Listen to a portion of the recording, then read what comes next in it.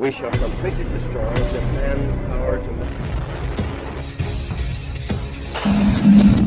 Kabi-kabilang digmaan ang nagaganap ngayon sa mundo. Tila wala na atang ligtas na bansa sa mundo. At marami sa atin ang nangangamba sa tuwing pag-uusapan ang kaligtasan, lalo na kung ang digmaan ay sinasamahan ng pinakamapinsalang mga armas, ang nuclear bomb.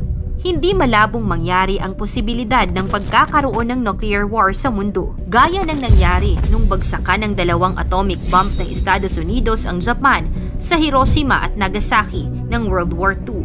At dahil sa pangyayari, isa ito sa nagtulak upang formal na sumuko ang mga Hapon sa Amerika sa itinuturing na pinakamadugo at pinakamapinsalang digmaan sa kasaysayan ng mundo, ang ikalawang digmaang pandaigdig na kumitil ng tinatayang 70 to 80 milyong katao. Karamihan ay mga sibilyan.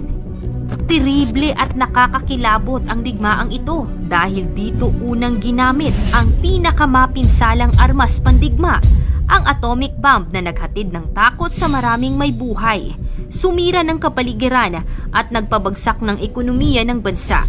Kaya kung magkaroon man ng digmaang nuclear ngayon, ito ay hindi biro.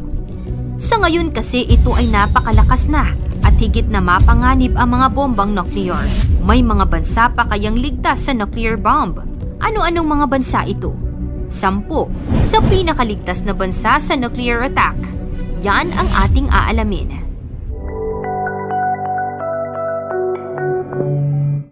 Pang-10, Sri Lanka. Sri Lanka, isang republika sa Indian Ocean, ay nasa timog silangan ng India. Ang bansa ay mayaman sa kultura, natatanging kalikasan, at may kasaysayan na umabot ng 2,000 taon. Bakit ligtas ang Sri Lanka? Ang islang bansa ay malayo sa mga target ng nuclear. Meron lamang itong mahigit 20 milyon katao at kakulangan sa infrastruktura, kaya't mahirap para sa isang nag-aatake na magdulot ng malawakang pinsala. Pang-9, Nepal. Ang Nepal ay isa sa pinakaligtas na bansa sa Asya. Ito ay nakakagulat dahil nasa pagitan ito ng India at China. Katulad ng South Korea, North Korea, hindi nais ng mga kapitbahay ng Nepal na magbaba ng bomba sa kanilang harap. Ang mga mataas na bundok sa Nepal ay nagbibigay ng likas na proteksyon laban sa radiation. Ito ay isang bansang walang baybayin, ngunit naka-isolate, katulad ng isang bansang isla. Pang-8, Fiji. Maraming tao ang nagtuturing sa Fiji bilang paraiso sa Earth. Ang Fiji ay isang magandang islang paraiso na may kumikislap na asul na karagatan, di madamay na mga beach at luntiang tropikal na kagubatan.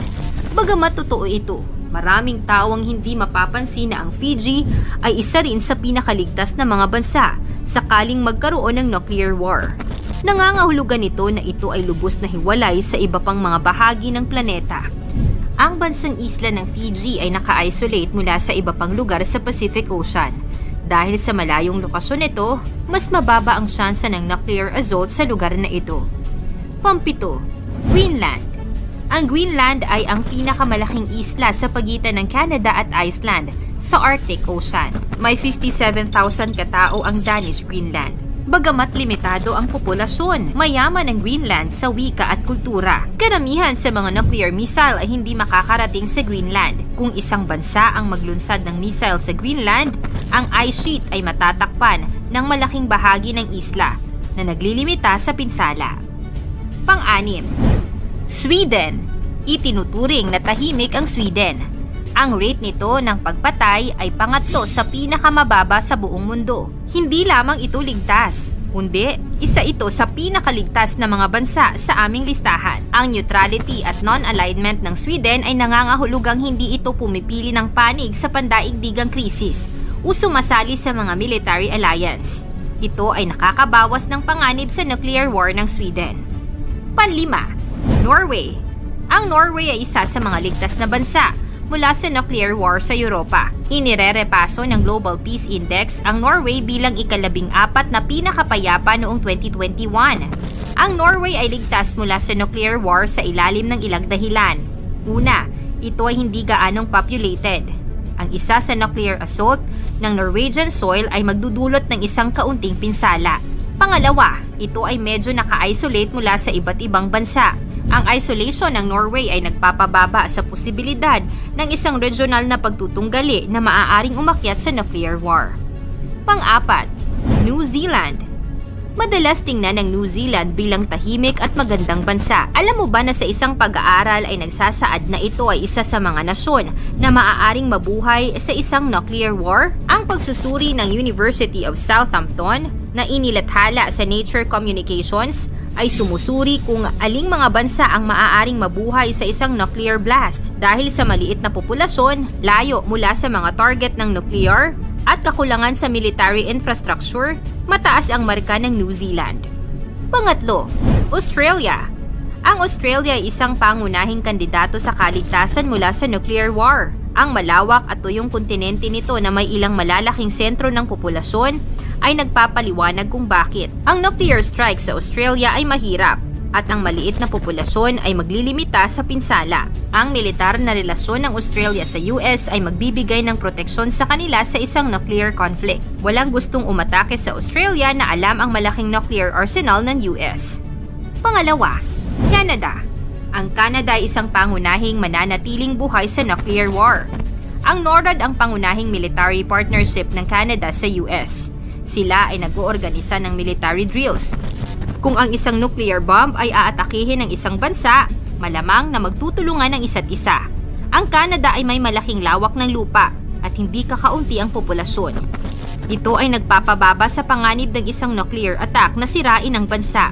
Sa isang atake, maraming bahagi ng Canada ay nasa rural at hindi gaanong tinitirhan na nagpapababa ng bilang ng namamatay. Bago ang ating number 1, sa panahon naman ng digmaan, ang pinaka-safe na lugar ayon sa pag-aaral, ang Switzerland, ang pinaka-safe na bansa sa panahon ng gyera dahil sa geographical location at defensive strategy ng bansa.